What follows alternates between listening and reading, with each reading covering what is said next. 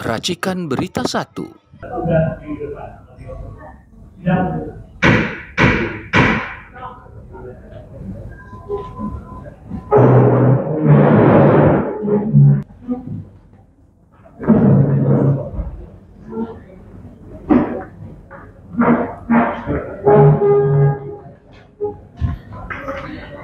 Ya, bismillahirrahmanirrahim. Assalamualaikum warahmatullahi wabarakatuh. Waalaikumsalam. Hari ini tanggal 23 sidang di Pengadilan Negeri Jakarta Pusat, yaitu tentang pengajuan ahli dari tergugat 6, Airlangga Hartanto, yang tentu pengajuan ahli Profesor Zainal dari Muhammadiyah ini sepertinya menurut kita semua ini kok malah mendukung dalil-dalil kita. Mungkin siapa yang mau duluan ini menjelaskan? Bang Jojo ya? Bang Jojo, silakan.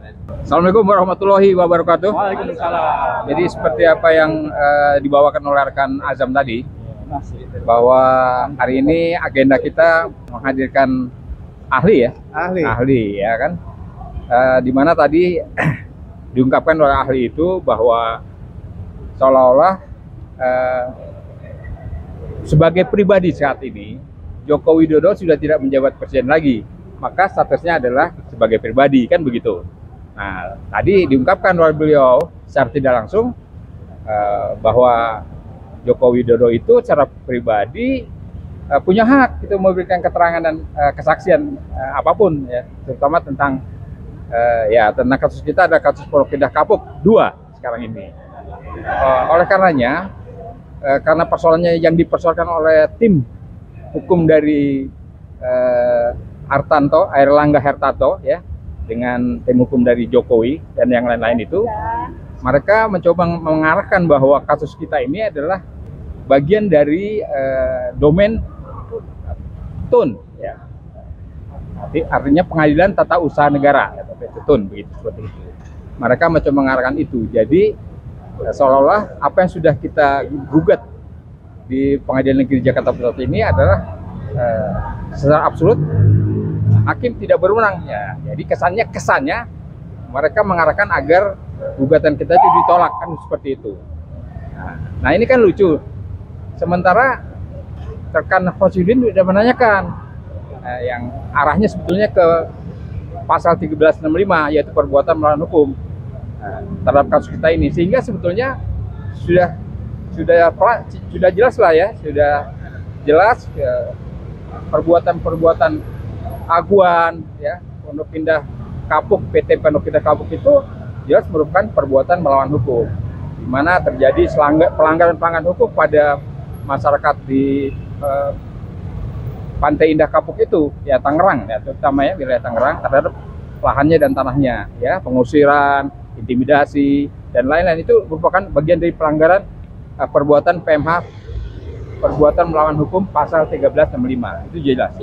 Jadi artinya kesimpulan dari ahli dari pihak tergugat ya, itu menurut saya sangat tidak memenuhi syarat, tidak sesuai dengan apa yang mereka buktikan. Dan kita berharap bahwa untuk selanjutnya mudah-mudahan di putusan setelah berikutnya dari pihak majelis hakim akan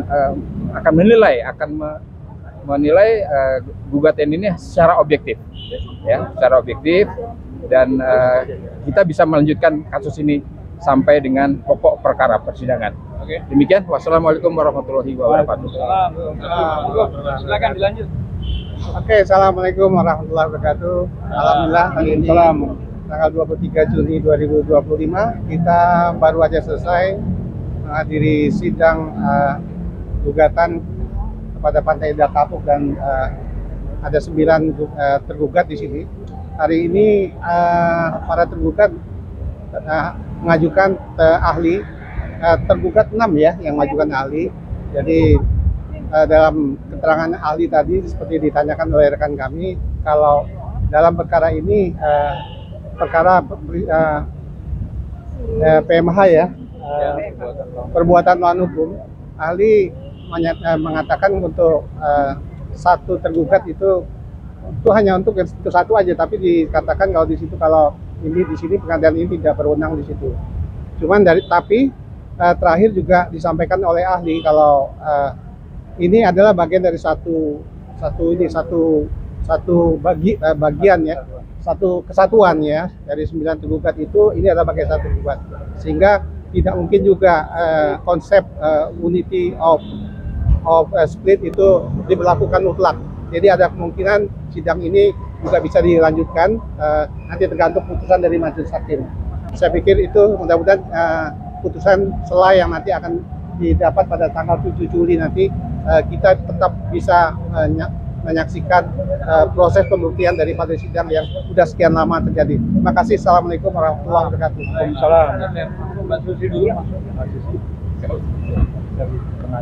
Assalamualaikum warahmatullahi wabarakatuh. Tadi sudah disampaikan oleh rekan kami terdahulu bahwa memang sebetulnya pengajuan ahli itu untuk di awal ini sebetulnya memang tidak lazim, karena biasanya itu dalam pengajuan ahli itu dalam pembuktian. Tapi karena kami ini kooperatif dan kami tidak ingin berdebat panjang lebar, semua kami serahkan kepada pihak pengadilan, dan pengadilan mengakomodir, kami ikutin saja. Sebetulnya apa yang disampaikan tadi oleh ahli sudah jelas, ada kompetensinya yang dipermasalahkan sama T6 ya, itu bahwa kalau menurut asumsi kami bahwa itu akan melepaskan kewajiban dan tanggung jawab. Artinya apa? Bahwa di situ seolah-olah T6 itu sudah melakukan kebijakan itu berdasarkan basicing. Artinya apabila ada permasalahan itu pasti harusnya larinya ke TUN. Tetapi kan kami di sini tadi seperti yang rekan terdahulu sampaikan bahwa ini bagian dari satu kesatuan yang dimana tidak mungkin di-split, bahwa ini memang satu kesatuan itu PMH, bahwa gugatan kita ini PMH karena apa, yaitu tadi orang yang sudah tidak menjabat otomatis atas nama pribadi, dan tepatnya ya memang di peradilan umum begitu. Jadi seperti tadi yang ahli sudah sampaikan, untuk mantan Presiden Joko Widodo itu dari pihak kuasanya berharap dia akan dilepaskan karena kebijakan itu dilakukan ketika dia menjabat sebagai presiden. Itu asumsi kami ya, karena memang tadi dia menanyakan lah, ketika dia sudah tidak menjabat, apakah masih tetap dilakukan di peradilan umum atau di TUN. Dan tadi ahli sudah menjawab dengan tegas berkaitan dengan kebijakan, ketika kita di dalam gugatan itu yang ditujukan adalah pribadi, maka tentu saja di peradilan umum karena dia sudah tidak menjabat lagi. Nah, apabila kita mempermasalahkan keputusannya, yaitu baru di TUN, dan yang akan kita gugat pastinya presiden yang sekarang, yang menjabat sekarang. Jadi jangan beralih-alih atau berdalih atau mengalihkan tanggung jawab ya. Jadi kita semua di sini sudah memikirkan, sudah mempelajarin, tentu saja, apalagi koordinator sudah mempelajari jauh-jauh hari atau jauh-jauh itu dalil-dalilnya sudah jelas. Jadi jangan coba-coba mengalihkan kepada majelis hakim untuk berpedoman kepada kompetensi relatif. Jadi dari sini kami mohon pihak pengadilan tetap mempunyai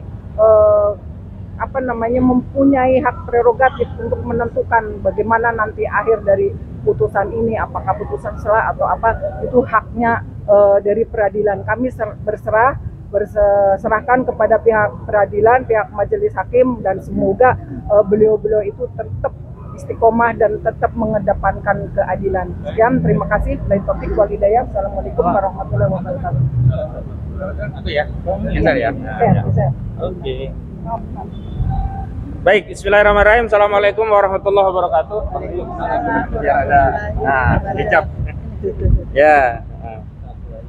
Jadi yang pertama saya ingin ucapkan terima kasih kepada Profesor Dr. Zainal Arifin Hussein SHMH. Beliau pengajar di Universitas Muhammadiyah Jakarta. Ternyata beliau justru memberikan keterangan ahli yang keahlian beliau pendapat-pendapat beliau justru menguatkan gugatan kami. Terima kasih Pak Profesor. Profesional ya. Ya, dan beliau tidak kemudian bertindak tidak profesional ya. Iya, mentang-mentang diajukan oleh tergugat 6 lalu membela tergugat 6 enggak. Ternyata beliau memberikan keterangan pendapat sesuai dengan kapasitas beliau, objektif, proporsional, dan justru kami simpulkan menguatkan dalil-dalil gugatan kami. Dan tentu saja ini sejalan karena kita tahu bahwa LBH AP Muhammadiyah yang ditunjuk secara resmi oleh Perserikatan Muhammadiyah untuk mengadvokasi kasus PIK 2 itu benar-benar merasakan langsung, melihat dari jarak yang sangat dekat bagaimana kezaliman proyek PIK 2 milik Aguan dan Antoni Salim ini terhadap rakyat Banten. Jadi nggak mungkin lah profesornya mau bertentangan dengan lembaganya.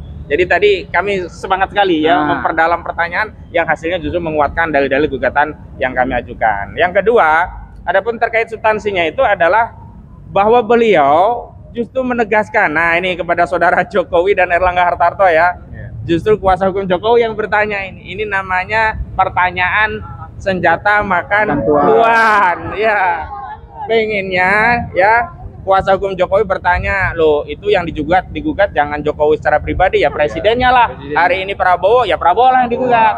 Nah justru keterangan ahli tadi menyatakan kalau perbuatan itu digugat atas individu sebagai pribadi, sebagai warga negara, ya harus dibawa ke peradilan biasa. Jadi peradilan umum, dalam hal ini Pengadilan Negeri Jakarta Pusat. Kenapa Pengadilan Negeri Jakarta Pusat? Karena salah satu tergugat itu yakni Antoni Salim domisilinya di Pengadilan Negeri Jakarta Pusat. Kalau ada beberapa tergugat, nah, di salah satu domisili sudah berwenang. Artinya apa? Justru menguatkan ya apa yang menjadi dalil-dalil kami, dan kami tegaskan memang kami tidak pernah menggugat presiden, tidak pernah menggugat menteri. Yang kami gugat pribadi saudara Joko Widodo dan saudara Erlangga Hartarto.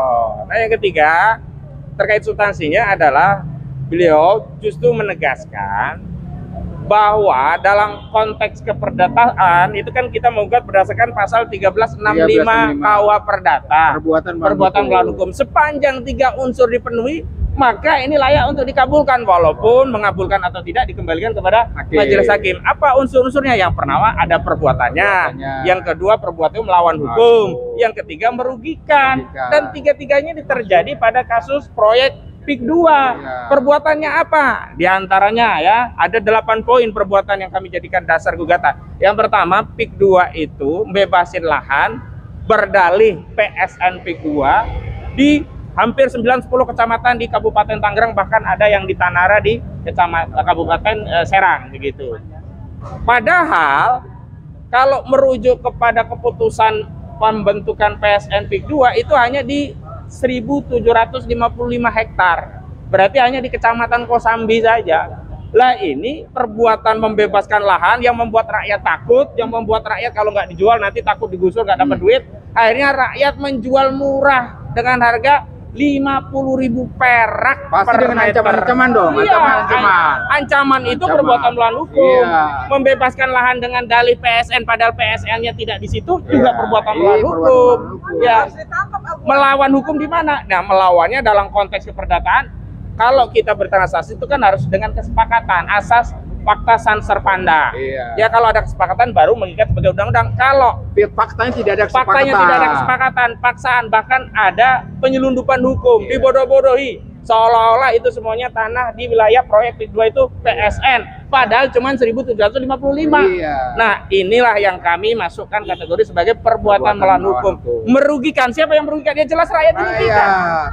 Belum lagi ya perbuatan-perbuatan yang lainnya, pagar laut, ya kan, akses ke laut menjadi terhalang kan terbukti. Belum lagi kecelakaan yang menimbulkan kematian karena truk-truk beroperasi tidak sesuai jadwal. Nah, perbuatan truk-truk beroperasi tidak sesuai jadwal untuk menimbun proyek PIK 2 ini juga perbuatan yang melawan hukum, merugikan. Sungai-sungai ditimbun. Sungai-sungai ditimbun. Itu juga perbuatan ya yang melawan hukum dan merugikan. Mana ada rakyat gak merasa rugi? Kami ya sudah keliling di Banten, rata-rata mereka merasa dirugikan. Lautnya dipagari, merasa dirugikan. Sungai-sungai ditimbun, merasa dirugikan. Kemudian mereka juga dirugikan karena selama ini ternyata ditipu, dibohong-bohongi oleh oligarki PIK 2, oleh perusahaan PIK 2 milik Antoni Salim dan Aguan ini. Katanya, rakyat ini adalah PSN, Proyek Strategis Nasional PIK 2. Jadi kalian harus jual ke kami. Ternyata bukan PSN. Dan tambahan ya, PSN-nya sendiri sudah dicabut. Dalam dua perspektif. Pertama, Presiden Prabowo Subianto tidak memasukkan PSN PIK 2 dalam PSN di RPJMN, ya, Rencana Pembangunan Jangka Menengah Nasional, produknya Prabowo Subianto dari 2025 sampai 2029, ya. Ada yang sifatnya carry over, ada yang sifatnya baru. Semuanya ada 99 PSN itu tidak ada proyek PSN PIK 2, juga tidak ada BSD, ya. Termasuk Rempang tidak ada. Artinya ini sudah dibatalkan. Termasuk Surabaya. Nah, yang kedua, bahkan ada yang spesifik, ya, menyatakan bahwa status PSN PIK 2 melalui regeling pengaturan yang diatur melalui lampiran yang dikeluarkan oleh Menko Perekonomian Airlangga Hartarto sudah dilakukan judicial review ke Mahkamah Agung oleh ICMI, Ikatan Cendekiawan Muslim Indonesia. Tapi ICMI-nya kayaknya ICMI Tangerang kalau nggak salah, ya. Dan sudah dikabulkan, dibatalkan. Artinya ya harusnya di stop. Tapi sampai hari ini proyek-proyek aguan jalan terus. Masih arogan. Pagar laut belum tuntas, pembangunan jalan terus, tanah-tanah masih terus diuruk. Ya, ini namanya jelas-jelas perbuatan melawan hukum. Memang ada unsur pidananya, tapi kami tidak masuk ke unsur pidana. Kami hanya fokus di 1365 KUH Perdata tentang adanya perbuatan melawan hukum yang itu jelas merugikan. Nah, selanjutnya saya juga ingin kutip pendapat ahli tadi begitu. Ahli menyatakan teori beliau itu namanya, saya catat tadi, ketika sebuah gugatan ada sifat unity of split, jadi sesuatu kesatuan yang tidak bisa dipisahkan, ya kan? Maka menurut beliau gugatan tadi, ya, sifatnya itu adalah batal demi hukum atau ditolak. Jadi beliau tidak menyatakan gugatan itu tidak dapat diterima, atau dalam bahasa hukumnya adalah net on faculty faklak atau NO. Artinya apa? Artinya memang hakim tidak berwenang untuk memutus di tingkat eksepsi bahwa pengadilan tidak berwenang. Tidak. Artinya masalah itu harus diadili di pokok perkara nanti. Artinya apa? Justru menguatkan gugatan kita. Makanya ayo kita bareng-bareng awasi, jangan sampai Pengadilan Negeri Jakarta Pusat, hakim-hakimnya terutama yang menangani perkara ini masuk angin. Dengan cara apa masuk anginnya? Ketika eksepsinya diterima berarti masuk angin. Seolah-olah ada ahli ini hanya untuk melegitimasi eksepsi, oh pengadilan tidak berwenang. Itu secara formal pengadilan harusnya berwenang. Karena pendapat ahli sendiri mengatakan hanya konsekuensinya ditolak. Berarti kan masuk pokok perkara nanti. Dan yang kedua, ketika saya tanya apakah harus demikian, ya dikembalikan kepada majelis hakim. Artinya ahli pun ya tidak terlalu pede dengan pendapat bahwa itu harus ditolak. Kembali memang kepada hakim. Karena begini, ada 8 poin perbuatan melawan hukum yang kami jadikan materi muatan gugatan kepada Aguan dan Antoni Salim serta yang lainnya. Jadi bukan hanya satu. Artinya apa? Kalau yang satu tidak dikabulkan boleh saja, bisa jadi yang 7 dikabulkan. Sehingga apa? Boleh jadi nanti putusan itu sifatnya dikabulkan tapi sebagian. Nah, setelah saya jelaskan dengan pertanyaan tadi kan ahli tidak bisa menampik begitu. Artinya yuk kita kawal bareng-bareng. Jangan sampai ada operasi penyelamatan Aguan di kasus ini dengan cara apa? Kita dipenggal. Jadi putusan eksepsi kemudian diterima dan hakim menyatakan tidak berwenang sehingga perkara selesai. Nggak boleh. Kita harus ya mendapati kasus ini sampai pemeriksaan saksi karena saksi kita banyak yang kita persiapkan. Jadi kalau hakim ya kemudian memutus eksepsi diterima padahal ahli yang dihadirkan oleh tergugat 6 justru menguatkan materi gugatan kita bahwa ya gugatan perbuatan melawan hukum itu layak diperiksa oleh pengadilan negeri, dalam hal ini Pengadilan Negeri Jakarta Pusat, berarti dugaan kuatnya hakim pengadilan ini masuk angin. Jadi harus kita kerokin nih ya. Kita kerokin terus biar nggak masuk angin nih ya. Kita kerokin, ayo rakyat. Minyak angin. Ya, rakyat bawa minyak angin, kita kerokin bareng-bareng biar kita rindu hakim-hakim yang benar-benar menjadi wakil Tuhan. Kita rindu hakim-hakim yang benar-benar bergelar yang mulia. Kita rindu hakim-hakim yang menegakkan keadilan meskipun langit akan runtuh. Demikian. Assalamualaikum warahmatullahi wabarakatuh. Assalamualaikum warahmatullahi wabarakatuh. Waalaikumsalam warahmatullahi wabarakatuh. Tadi kita sudah memasuki sesi ahli ya, tim ahli ya.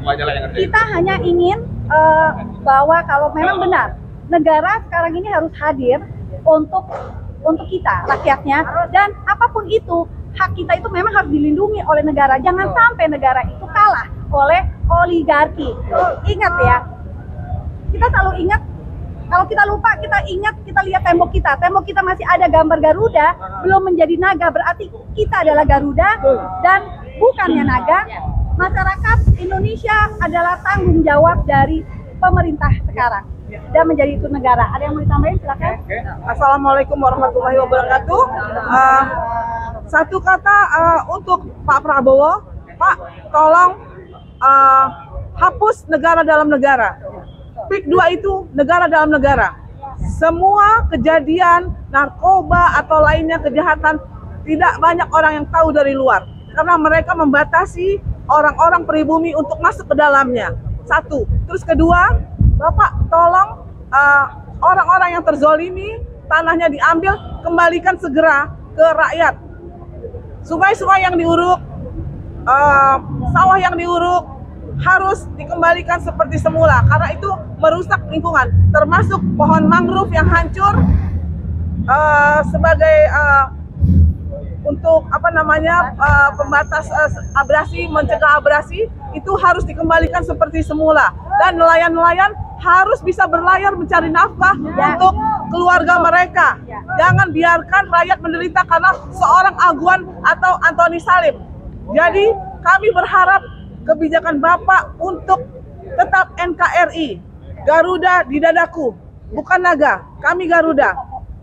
Sekali lagi, merdeka Pak. Merdeka.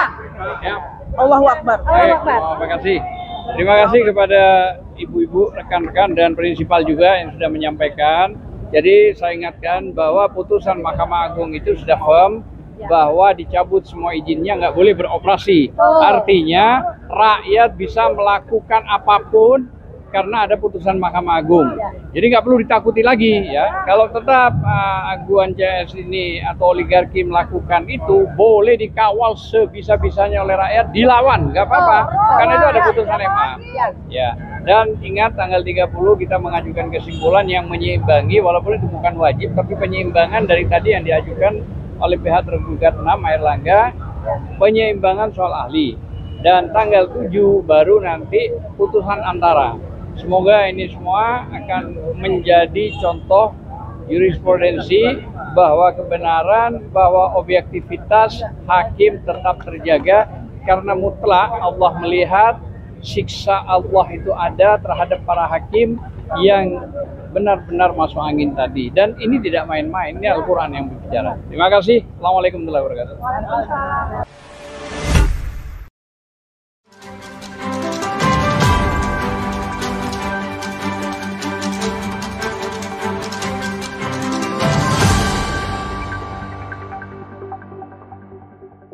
Racikan Berita 1.